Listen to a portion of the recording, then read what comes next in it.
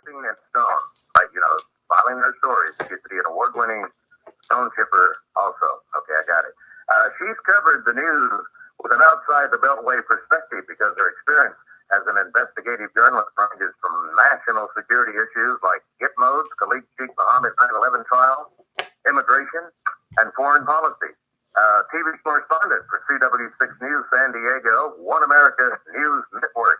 And the important thing is remember this website, thekdreport.com, thekdreport.com. She gets on YouTube Live. She's streaming live as we speak at Periscope, I'm pretty sure. I am. Kimberly, are we streaming?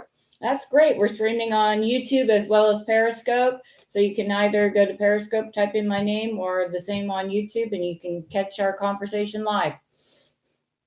There you go. Hey, listen, you have this release you did about Trump ditching zero tolerance on this family reunification at the border. I ran across an interesting story I just wanted to throw out at you there, and got it from the Washington Times. And it happened yesterday. They gave the report yesterday. Justice Department said that it has now begun distributing hundreds of millions of dollars in grant money that have been tied up in that court battle over sanctuary cities.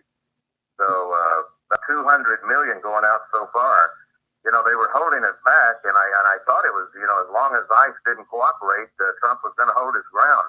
Yeah. Have you seen anything on that, or is this kind of surprising? Well, I think what the issue is, especially when it comes to the money situation, Congress is the only body that can appropriate money. The president can request money, and he can request that it be taken away, but ultimately it's Congress's decision, and it's up to them to take care of who's going to get paid what, and they appropriate that. And that's why we're actually slowly getting back to regular order with putting budgets together.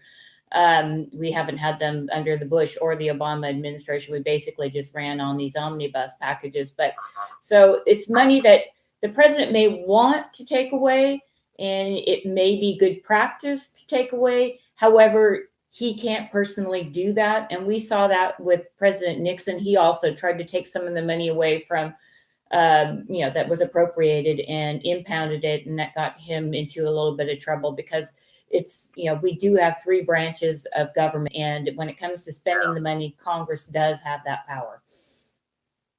Well, I see here a little bit lower down, and I guess I should have guessed it a little bit. There was a federal district judge. We got so many of those sticking their nose into the Constitution and the Bill of Rights. Anyway, because Chicago had sued over this thing, and he issued a rule for Chicago, so that's why they're releasing some of this. So I'll tell you, you try to do what's best. You can't win for losing. I just think, in this case, also the president, he's trying to do the right thing. He knows what he wants to do, and he knows that the voters that elected him to office wanted him to do this. But, when you're up against the mainstream media, you're up against Hollywood, you're up against the DNC as well as the RNC, Chamber of Commerce. I mean, it makes it a lot more difficult. And I think that's why in the end, he just got completely frustrated and said, forget it, Congress, don't even work on any kind of immigration issues because you clearly aren't serious about getting anything through that will actually help the situation. So, personally, I think that was probably the best political decision for him to make. I think it's going to cause a lot of headaches. Last week, we talked about the detention facilities that are going to be built on military bases. And I think that once we would see this process play out and we see how slow it is for families to, get to talk to their attorneys and work on their cases in a prompt manner, and they say it's difficult to get on and off military bases, they're going to wish they didn't really press the president too far on this because it's not a policy that's uncommon. This happened under Obama. It happened under Obama, but now all of a sudden it's... Oh, yeah, I know. Yeah. Boy, but the mainstream media, they're not going to report anything negative on Obama. Hey, Kimberly, coming up on our break here, and speaking of those detention camps, both of them in California, San Francisco, and then down there in your neck of the woods, Camp Pendleton. I started to say there'd be more Marines, maybe more Marines down there guarding. I don't know. Well, we're going to check in and find out what's really going on with Kimberly Dvorak here in just a moment. Trump ditches the zero tolerance in order to allow family reunification at the border. Kimberly Dvorak and the website ckdreport.com. Kimberly Dvorak and it's simply this zero tolerance, and also just for the break, San Francisco Camp Pendleton. I don't think there were any other bases that were mentioned. Only those two, right? Whenever he made that report. I believe that there is one in Alabama that they're considering, but I think that the president is choosing a few in California, and I think kind of for obvious reasons, since the state is very blue and they, have been fighting Donald Trump this entire time. So it will be interesting. It's going through the process now. You have Secretary of Defense Mattis looking into the issue, trying to figure out what it would cost, where the exact location is to build. I've been up on Pendleton a number of times, and there's plenty of space out there. They do a lot of war game practice out there on Camp Pendleton. So, it's probably a good location if they're going to follow through on something like this. But I want to kind of get back. People are talking about these unaccompanied minors coming across, and they're misunderstanding, I think, what unaccompanied minors means. And a lot of them, in fact, the majority of them are coming without their parents. They aren't coming with their family. They're being sent through coyotes and other people or relatives that they may know that are moving them up from Central America. So extra money even drug smugglers taking extra money to bring them along with them. Exactly. And they're taking approximately $10,000 is the going rate for a human trafficking scenario. But they're the media trying to say that we're ripping families apart at the border, and that when in fact it's the Health and Human Services is trying to go through and ensure, we talked about this last week, to ensure that these people are their parents. And we're not giving them to some MS-13 gang member to take care of them and get their green card and get their get out of jail free card for the United States. So, there's a lot more to this than just simply having people separated at the border. Families are separated in this country all the time, and they do it. Child Protective Services do this to ensure the safety of children. We've got foster care. We have all kinds of issues going on in this country. And, if you were really to sit down. Nothing to do with immigration. No. The children being separated. You also bring up a thing here, then, that is the TVPRA Reauthorization Act 2008. I believe 2008 would be under Obama, right? Yep. Mm-hmm. That's where the William Wilberforce Trafficking Victims Protection Act, it's like allows for the expedited removal of any or all aliens that have not been legally admitted. Somewhere in there, the little thin line, it probably says something, but snap up those children, and we'll blame it on the next president, Hillary. Well, and I think with what Congress is trying to do and what they were trying to do with that is, in fact, this country, we since the whole Cuban crisis, and we had the wet foot, dry foot situation where if you were Cuban and you had your foot on U.S. soil, that meant you get to stay. And if your feet were wet and you were in the water, we could turn you around and you had to go home.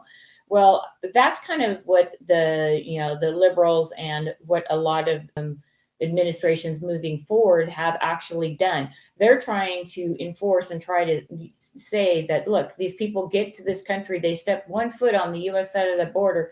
Now we have to take them. We have to hear their cases. And President Trump would like to turn that around and say, look, no, you can have your adjudication here. It'll take a couple weeks. We're not going to hire a bazillion attorneys.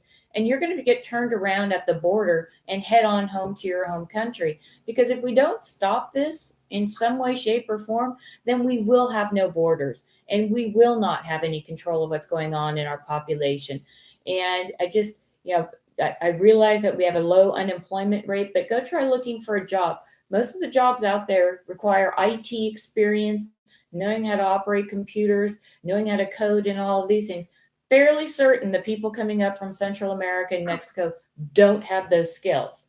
So they're coming and they will be a drag on the economy, not a help. And I think that you're seeing a lot of these organizations, these activists say, look, we have a low unemployment rate. We need them here. They have to be here. Well, children apparently, can work, I guess, at 6 and 7 because those are, that's who they're fighting for. Now, I mean, it's their country. It's a tough situation where they're coming from. And, we're blessed in the United States, but there is a right way to do this. And there are more countries than just Central America and Mexico that are violent. There are countries in Africa, all over, that are trying to get here, and they're doing it the legal way. So what you're doing is saying, we don't believe in law. Yep. About a week and a half ago, I was reporting the big election going on in Mexico this weekend, and they had 113 candidates that had been murdered. Yeah. Well, now, today, actually it'd be yesterday, they came out with an update. 132 candidates have now been killed. Yeah. So you can absolutely see why they want to get out of there, and they wanted to do that before that because the drug cartels and the gangs and Mexico. But if you look at Mexico, there's a bit of a paradox in Mexico. Mexico is actually a pretty wealthy country, and they've got a lot of oil reserves. They have a lot of tourism, although the tourism has fallen off.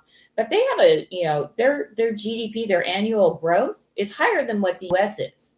So where's that money going? And I think that should be the question. And I think that, the UN or other countries, we need to sit down and figure out what's going on inside Mexico. I mean, to have that high of a GDP annually and have the majority of their population live in poverty, there's something going wrong because they have these natural resources. They have this, and they should not be a country that is acting like it is today. There's no reason they shouldn't be, and we've discussed this numerous times, a country that's like Canada. But the corruption within that country, and we allow this to happen. We allow this to happen with all the remittances that people who work here and send their money back home. We allow that. So until we start actually looking at the problem and solving it, it's not going to get fixed. You brought up that key word, remittances. I don't know if it went down to number 3, but I know that a few years ago, remittances from the United States of America was the number 1 income in the country of Mexico, and it fell right after oil and gas, I think.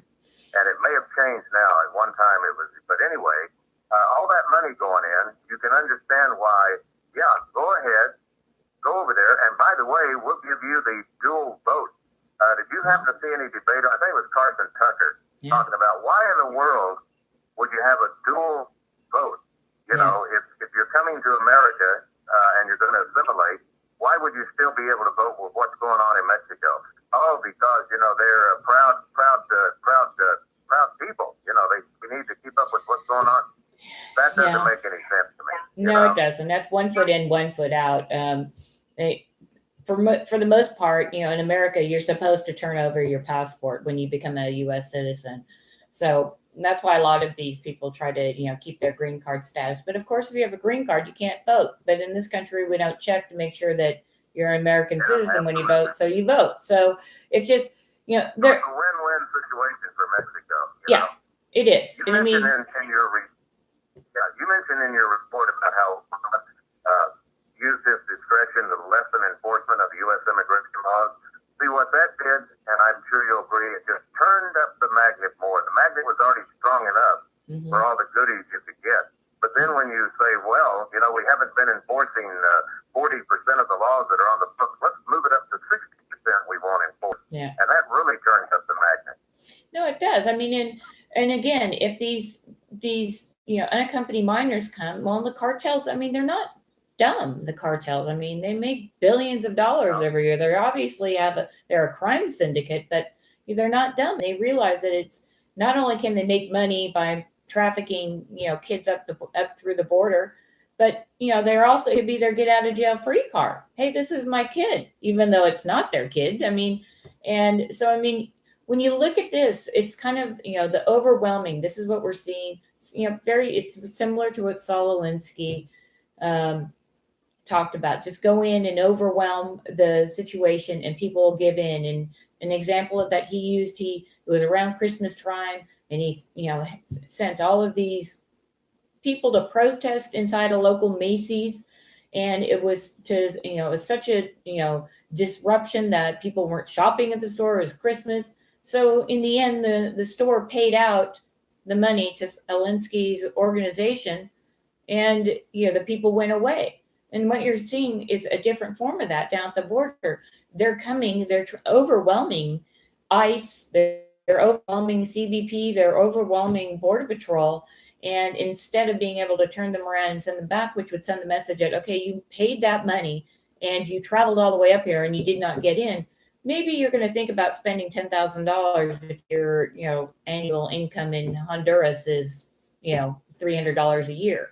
So, and then also you think if they have the money, that kind of money to traffic their kids up here, well, why aren't they trying to use that money to ensure that they have a better life or send their kid to school there? So, I mean, there are a lot of, things that pull at you on this issue. And it is, I mean, it's terrible to see pictures of this with kids, but every single day in this country, kids are taken away from their parents or from a parent. They're going to jail. They're in rehab. There are a number of different issues that this country does to protect children and takes them away from their family. I don't understand why, we're not seeing more stories on, how horrible it is that these kids are making this journey. And we need to start holding the people responsible for putting them in that instance, as we would here, and put that in the spotlight. I had an interview the other day. I think it was Dan Cadman, Center for Immigration Studies.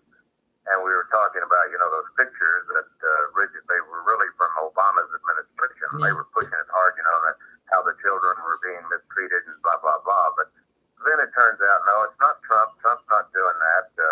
It's Obama. And the one that really got me was these kids that were packed up, in tinfoil. Yeah. And I was thinking, my God, is that what they do to keep them warm, in the freezing temperatures or whatever? Yeah. And I had to backtrack. Very seldom am I wrong, Kimberly. Okay. Anyway, I had to backtrack because he said because he used to be an ICE agent, INS and ICE. Yeah. Anyway, he said that's what they do whenever they're suffering from heat frustration from crossing the desert. Yeah. They have to cover them up with that tinfoil in it. It helps. Yeah. And let me tell the listener real quick.